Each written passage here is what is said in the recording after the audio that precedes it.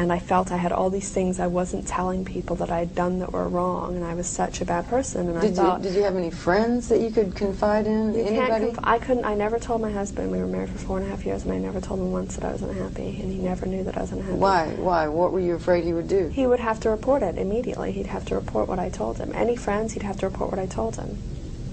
You know, say I told my dad wouldn't have reported it, but then I would have this withhold, as they call it, that I had done something really wrong, and then I'd end up having to tell. Because they have things called e-meters.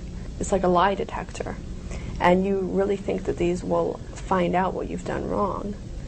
So you're in constant fear of them finding out. So you can't even say, well, I can think these things and not tell them. You're in constant fear that they're gonna find out what you're thinking. But you were holding these fairly high posts, so you must have done a really good job of appearing to be a very good Sea Org member. When I ended up leaving, people were very surprised because I was considered a great staff member. I produced a lot. I got awards, you know, and everyone was just shocked because I did do a very good job of, I just learned how to, like, not say anything. And I have trouble now, like expressing my feelings, telling people how I feel. I'll get upset and I won't say anything. Yeah. Because that's what I've learned to do for like 5 years, or longer really, but and I have to like force myself to say, well, actually, you know, that upset me. Because I think there's something wrong. I don't ever want to say I'm upset or I'm having bad feelings or anything. Right. What about you, Zoe? I was just going to say that in the Sea Org, you start to police your own thoughts.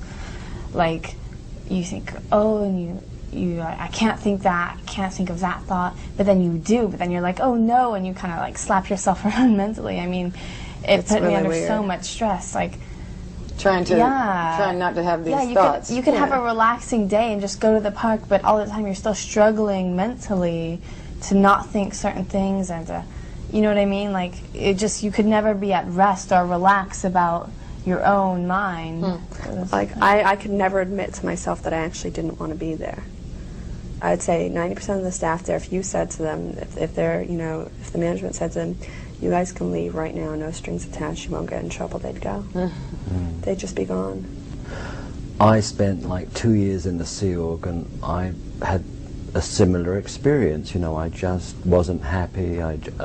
But I would think to myself, I would look at my wife, I would look at other Sea Org members, and I would think, well, they're happy, you know, they're on purpose. So I remember on at least 2 occasions I went to ethics and I just made a clean front of it, and I thought they will fix me so that I'm on purpose with the program and happy.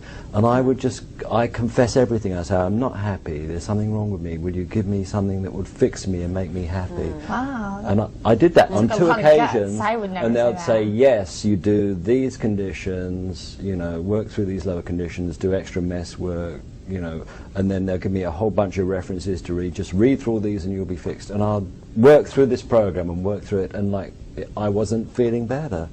And then eventually I would just fake it and say, okay, yeah, I've read all those programs, I feel better now, I'm ready to continue. And then it would go back to worse than it was, because then I thought, well, I can't go and turn myself in, there's no hope, what do I do now? And you're more trapped. Yeah. So it's a horrible, horrible It was similar for me because I never went